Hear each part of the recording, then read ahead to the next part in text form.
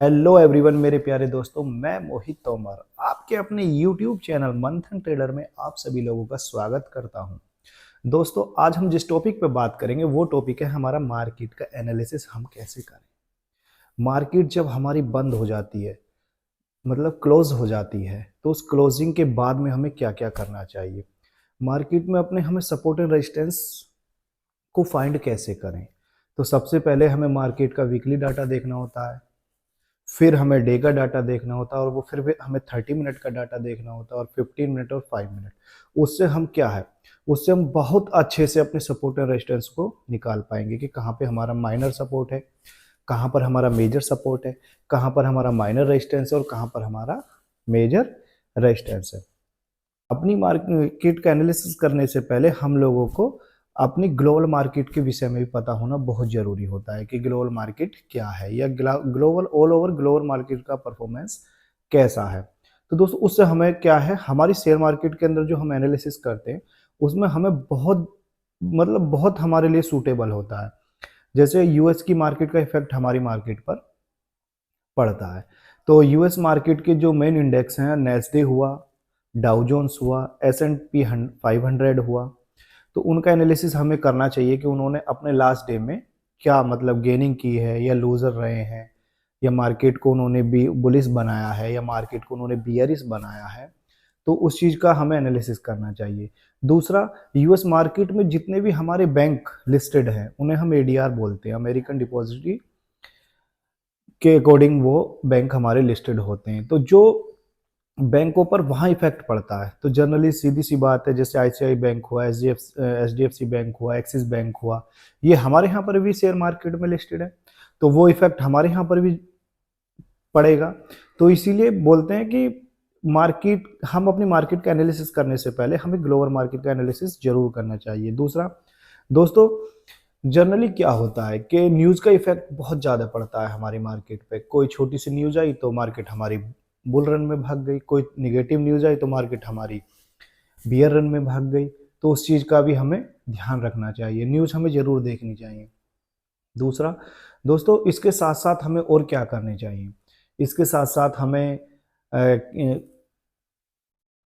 Chart का analysis जरूर करना चाहिए कि चार्ट पर हमारा क्या चल रहा है, चार्ट पर कैंडल जो बन रही है वो किस टाइप की बन रही है, या चार्ट हमारा हायर हाई बना रहा है। तो चार्ट के हमें ट्रेंड पता होने बहुत ज़रूरी होते हैं। तो दोस्तों, इस चीज़ के साथ ही आओ मैं आपको अपने बोर्ड पर लेकर चलता हूँ, जहाँ मैं आपको मार्केट के विषय में अच्छे से बता पाऊंगा कि हमें मार्केट में एंटर करने से पहले किन किन चीज़ों को एनालिसिस करना बहुत ज़रूरी है। वैसे तो मैंने मौखिक बोल दिया है, लेकिन फिर भी मैं आपको अपने व्हाइट बोर्ड पर लेकर चलता हूँ, वहाँ मैं आपको अच्छी तरीके से बता पाऊंगा कि ग्लोबल मार्केट में हमें क्या क्या जरूरी चेक करना चाहिए, कि क्या ग्लोबल मार्केट ऑल ओवर हमारा क्या बोल रही है। तो दोस्तों, आप सभी लोगों से बस मैं यही निवेदन करूंगा कि दोस्तों, आप ही मेरा सहयोग है, आप ही मेरा मोटिवेशन का बिंदु है।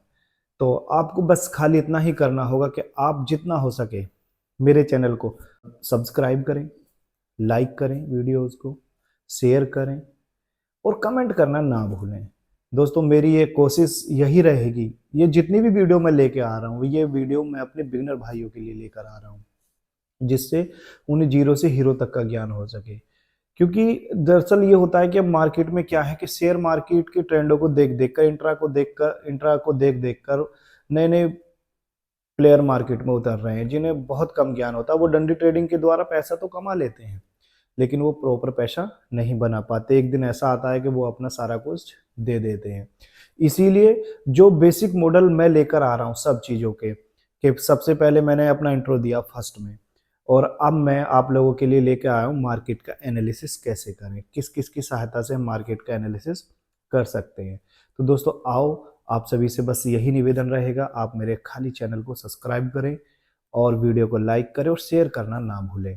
तो दोस्तों, अब मैं आप सभी लोगों को अपने बोर्ड पर लेकर चलता हूं। जैसा कि दोस्तों, आप लोगों से मैंने अभी अपनी मौखिक बातों में बताया था कि चार्ट का एनालिसिस कैसे करें। चार्ट का एनालिसिस के लिए हमें अलग अलग टाइम फ्रेम का यूज़ करना पड़ता है। जैसे टाइम फ्रेम में हमारा वीकली चार्ट आ गया, कि हमें वीकली चार्ट पर कैसे एनालिसिस करेंगे। डे का चार्ट आ गया, फिर आवर का, 30 मिनट का, 15 मिनट का, और 5 मिनट का। इन चार्टों का एनालिसिस हम इसलिए करते हैं क्योंकि हमारा हर एक टाइम फ्रेम पर जो मार्केट का ट्रेंड होगा, जो हमारा चार्ट पर ट्रेंड होगा, वो सब पर अलग अलग होगा। किसी पर मार्केट हमारी बुलिश होगी तो किसी पर मार्केट हमारी बियरिश होगी। इसीलिए हमें चार्ट का एनालिसिस करना जरूरी है। उसके बाद में आ जाती है हमारी ग्लोबल मार्केट की। ग्लोबल मार्केट का परफॉर्मेंस लास्ट डे कैसा रहा है, कि मार्केट ने गेनिंग की है या लूजर रहे हैं। तो उनके लिए हमारे खास चार्ट जो आते हैं वो आते हैं डाउ जोन्स का आता है, नैस्डैक का आता है, और हमारा आता है S&P 500 का। उसके बाद में हमें डॉलर इंडेक्स का चार्ट जरूर देखना चाहिए कि डॉलर हमारा बढ़ रहा है तो रुपया हमारा घटेगा, और डॉलर घट रहा है तो रुपया हमारा बढ़ेगा।